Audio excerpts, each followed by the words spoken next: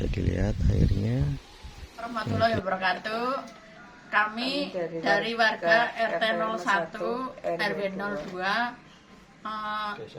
Desa Jambusari sangat membutuhkan bantuan air bersih karena musim kemarau. Sumber air yang di sini tidak mencukupi sehingga kita mengambil dari sungai untuk kebutuhan mencuci dan mandi lah.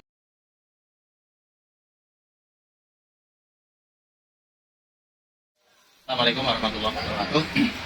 Kami atas nama warga RT 01 dan RT 05 RW 2 Desa Jambusari mengucapkan terima kasih sekali atas bantuan air bersihnya dari BNT PES dan BNT Handa, yang dengan adanya bantuan ini warga kami sangat terbantu sekali.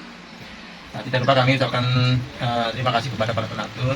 Juga kami doakan semoga bantuan ini bisa menambah amal ya, dan keberkahan buat para donatur ya, dan semakin dilimpahkan rezekinya. Amin amin ya rabbal alamin. Assalamualaikum warahmatullahi wabarakatuh.